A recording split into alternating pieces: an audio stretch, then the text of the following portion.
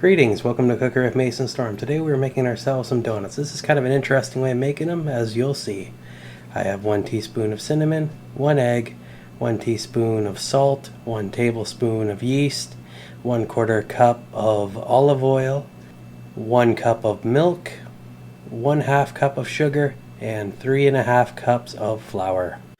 This recipe is pretty easy to make. We simply add in all of our ingredients that are not the flour and mix them together before we add the flour in gradual increments so that we don't overwhelm it.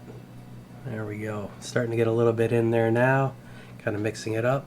Now you could probably want to use a whisk at the beginning, but as you go on you're probably better off switching to a wooden spoon or a different implement, as the whisk gets clogged up pretty easily. And then we're simply going to begin the kneading process of our dough. I should mention at this point in time too that these are kind of like a basic template, and that if you switch out the cinnamon for different ingredients or add cocoa powder, I mean you can make a lot of different varieties of donuts with this basic recipe, which is really quite fantastic.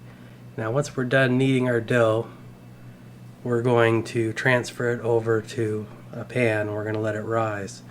We're simply going to put this in a nice warm place while it's covered and give it about an hour and a half, 2 hours to get to its terminal size, which is just fantastic.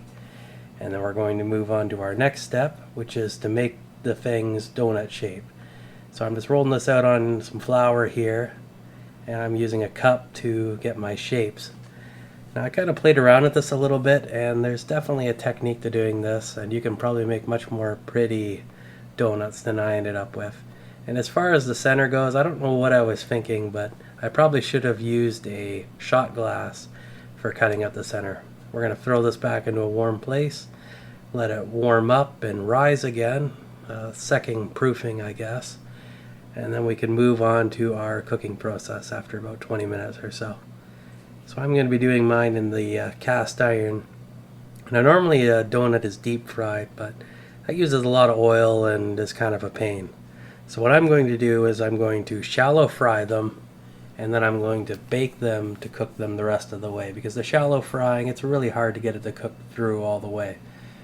You can probably do it on like a really low temperature and it would take a very long time, but the way I do it here is I get some color on them with the oil and just kind of fry the sides, flip them over, do the other side. It only takes about a minute or so.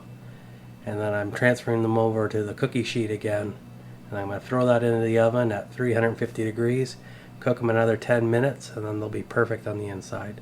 Now you can do a glaze or whatever you want to make these things taste a little bit more elaborate, but I just kind of had them plain and thought they were pretty darn good.